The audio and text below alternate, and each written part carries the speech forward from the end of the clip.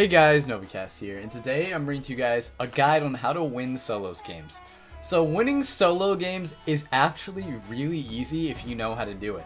So you might think, oh, it's actually really random and it's probably very hard to win solo games because you have a really low percent of winning. But if you do the right things, you can actually win games with ease. So the first step to winning solo games is pick a location that you want to drop to every single time or alternate between two locations so you know it like the back of your hands. I think I touched up on this on the duos video, but my go-to spot is a Lonely Lodge. I can loot this place like the back of my hand. I literally know it so well that I'll be able to look where the chests are even if they don't spawn there, and the loot boxes. So I know this like the back of my hand. Go to one of the new spots maybe, or the old spots. Just pick one location that you go to very consistently because it'll help you with loot so you can loot up for later game. So also in regards to the update, this game was actually recorded before the update, and the reason I'm not doing a game after the update is because this game is basically the epitome of a perfectly played game. I've won probably 15 or so games on the new update, but none of them are so perfect as this game. This is literally a perfectly played game. So I want to show you guys how this works. It's okay because it's not in the new areas, so you can still actually learn map kind of awareness from this video as well. But the premise of this video is to show you guys how to win, generally, not on the new map, because obviously this game was played before the new update came out. But you can still apply these things to the new map, so just keep that in mind. So yeah, you just basically want to loot up, and then we will go from there. Okay guys, so this is a post commentary, I just want to let you know. So I can pause, move around and stuff, go back so I can actually explain what's going on. This isn't a live gameplay, as you guys could probably infer, because I was talking about it in a third person type of view. So yeah, I'll just be able to touch up on exactly what I do, how I win, and explain to you my thought processes while things go on. So one thing you want to do is if you land in a location that has a lot of people in it, you just want to three-peak buildings. When I landed here, I'm pretty sure no one else landed here because I was looking around while I was on the tower and stuff like that and listening for people. And usually if the center building here isn't looted, I know the entire place is good. But always be aware, because even if you know the place like the back of your hands, you want to be aware of people and you want to sneak up on them, because the element of surprise is how do you obviously kill people. And early game, you don't really want to encounter way too many people, so I would recommend kind of pushing, not the towns if you're going for wins. You probably want to push, the lodge, or maybe, the factory, or the new factory, if you're going for wins. Well, if you're going for high kills, obviously you want to drop to super populated locations, like Tilted Towers, and Pleasant Park, Reese Grove, Retail Row. Those are the places you go for a lot of kills, but if you guys want to win games, you want to go to places that are secluded, like the Lonely Lodge. So, another thing which I also addressed in my duos video is you want to have approximately 400 wood.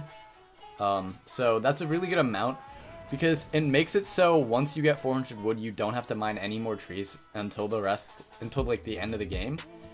And this is because most of the time, if you do get into fights, you get more wood from people, and 400 is the perfect amount that makes it so you probably won't run out till the very end of the game. The only time you would need more than 400 wood or need to mine after you get 400 wood is if you build a giant base early game, which I don't recommend you do, and I'll talk about that more later. But 400 is basically the perfect amount for you to mine down, so just keep that in mind.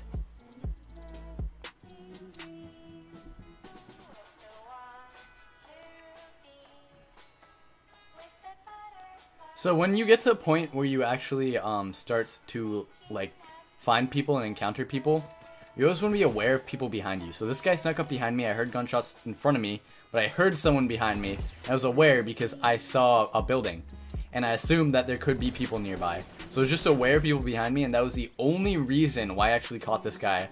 Otherwise, he'd be able to just sneak up on me and kill me.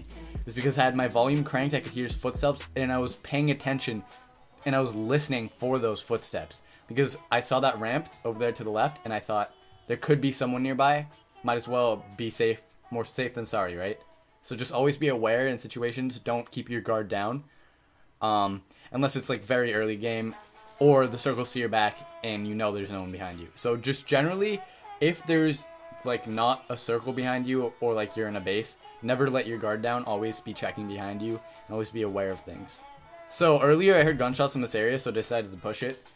Because I had 50 shields, 100 health, might as well kill the guy, because I don't have any more meds, and meds might be important. I'll try and kill the guy and get some meds. I have faith in my shot, so I decided to look around for him. And I see him right here, aimed, pre-aimed, exactly where I thought he was going to go. Killed him, easy kills. There's just awareness, looking around. I don't think the guy was expecting me to just be like looking to the left, right, back, and actually catch him off guard, which I ended up doing. So yeah. Another little thing I want to talk about is pump versus tac in solos. It's generally like preference. It's obviously complete preference. I'm probably going to do a very in-depth tutorial on shotties and how to use them later on and when the right application is for it. But generally, if you don't use the pump shotty very often, I don't recommend you pick it up. Because pump shotty is like a skill gap weapon. If you know how to use it, it's amazing. But if you're not used to the timing, it will get you killed. So if you guys want to like practice with the shotty, the pump shotty, just like run games with like a duo or a teammate so you can practice it and like you can get revved if you get down. But if you're running solos, just pick the one you're you know, most comfortable with. So in regards to the first circle, basically all you want to do is just push it. There's no real tactic in regards to the first circle. You just kind of want to get to it. It's when the later circles start to come, when you can actually like use tactics to put yourself in a better position, so you can use the circle to your advantage. And we will talk about that as the circles progress. So I'm pretty sure I hear someone right here, so I decided to push him because I have the element of surprise. I'm pretty sure he had no idea where he was. He built something, so that usually means he's medding, so I decided just to push up. And yeah, it turned out to be a pretty easy kill. I don't think the guy really knew what he was doing. But yeah, you can keep that in mind, that if someone's built something in like the middle of nowhere for no reason when no one's shooting at him, it usually means he's popping a med kit or something. So you can usually push them and get the element of surprise on them. So that's another tip. So I'm just like jumping around looking for people. Another teeny thing you can do is like just jump around randomly, because it'll make it so if someone does see you and they have a sniper rifle, they can't get a pick and you're very unpredictable. So you can keep that in mind. Just jump randomly. So what I'm doing here in regards to the circle is where the strategy comes into Battle Royale. So till this point, it was kind of just like looking around for people, looking for materials, not trying to get into way too many gunfights, because early game you don't want to get into too many gunfights because it increases the chances of you dying from something stupid. But now this is where strategy comes into play. So if you look at the circle right here, this is the current circle that I see. And what I'm thinking is I want to push the back right part of the circle where the smaller circle is almost touching the bigger blue circle. If I push that location, the very right, put an arrow on it, that means that the circle will be on my back as it's closing in. What that means is I don't have to worry about anyone being behind me, and I can position myself so I don't have to worry about anyone shooting from me from behind, and I can focus on everyone in front of me, and I'll make it so I can get easy kills without being anxious or worried about getting killed by a bush camper or someone behind me. So I'm just pushing the right location, and I'm doing this near the edges of the circle. So I'm pretty much, as you can see, I'm not directly in the center of the circle, but I'm more upwards towards like the rim of the circle, and I'm pushing the edge of it so I'll encounter less people as more people are generally congregated towards the center of the circle, and put myself in a better position for the later circles. So that's basically what I'm doing right now. So as you can see, the circle's almost closed in.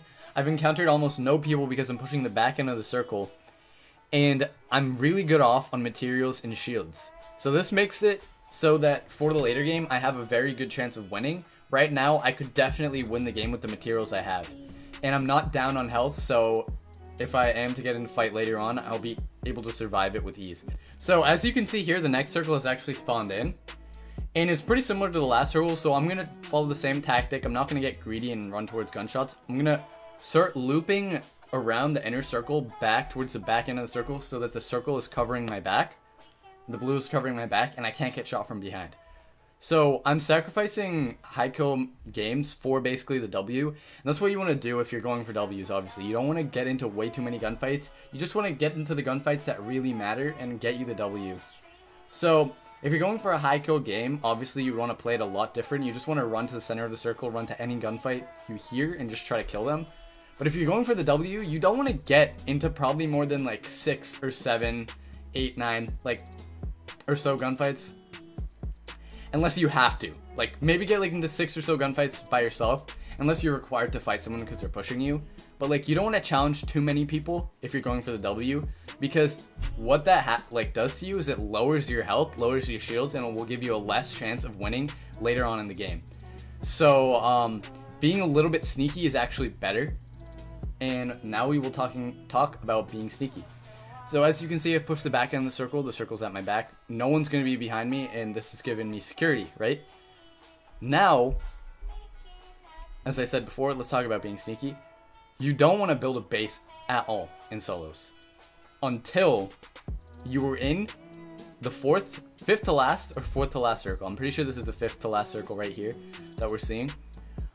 Pushing into. Hasn't closed in yet, but you don't want to build a base unless you've pushed into the next circle. Obviously, you can build like a 1x1 base, like if someone's like shooting at you and you want to like heal yourself or like save yourself by building walls. Yeah, go for it. But you don't want to build a big base until the very later circles, because being stealthy in this game is key. You don't want to give away your location, because if you build a base, people will actually push you, and this will get you like killed. Right here, someone's obviously shooting at me, so I'm building. I'm not saying don't build a tiny base to like win fights. Obviously, you want to build as many bases as possible, like tiny bases, and build around if you want to win gunfights. Like right here, the guy was pushing me. I built and I pumped him. Easy kills right there.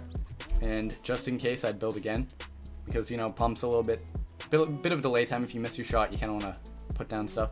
I'm not saying don't build. I'm saying don't build a big base, because it'll draw attention.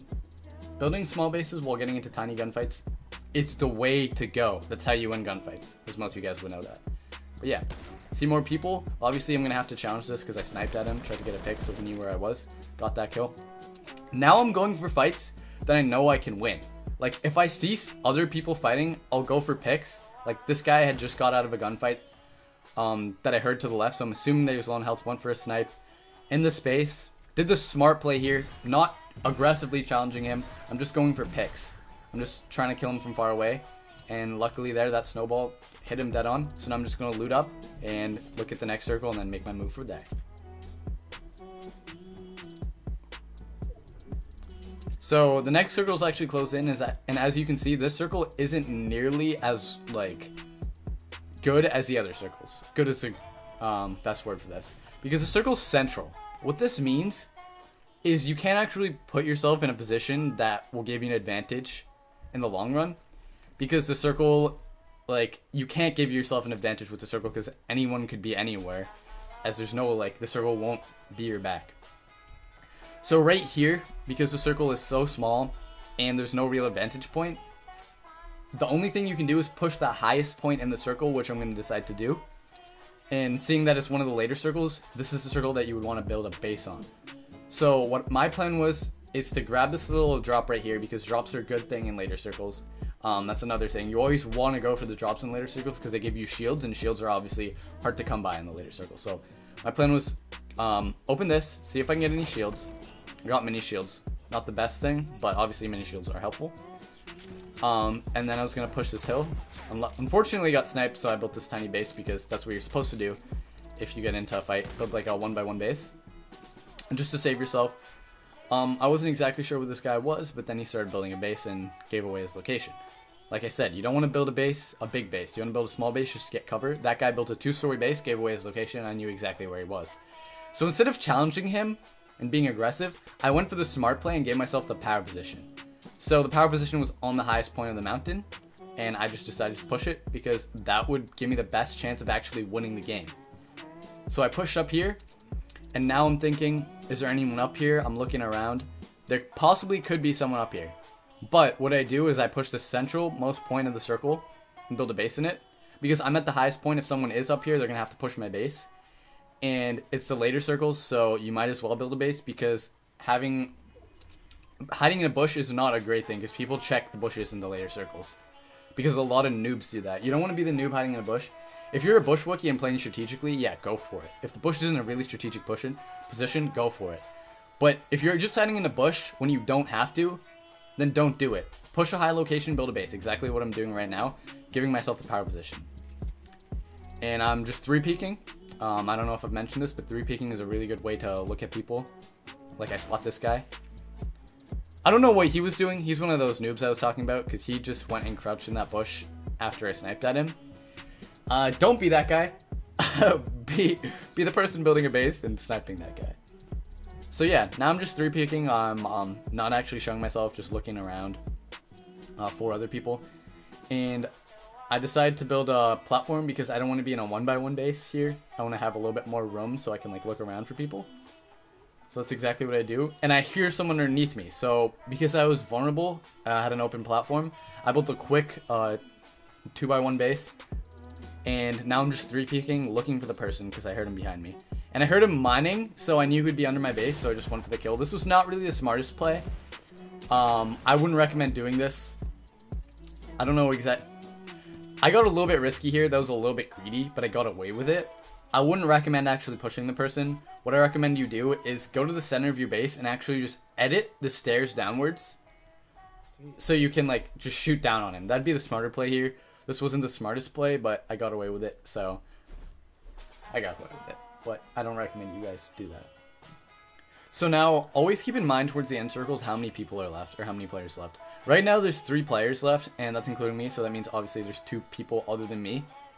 And again, I'm thinking 22 seconds left, I have to push the circle and build a base, because there's no other way I'm going to win this game. It's an open field, I need to build a base. And the good thing is I have a lot of materials, because early game I got 400, killed multiple people, got more materials. So I'm building another base here, quite quickly. And now I'm going to 3-peek, look around for people. Maybe build another floor. A 3-story base is pretty good. I think I decided to build one more because the plateau behind me was pretty tall. And if someone was to push me from behind, they'd be able to just build over to my base. So I built it 1 story higher.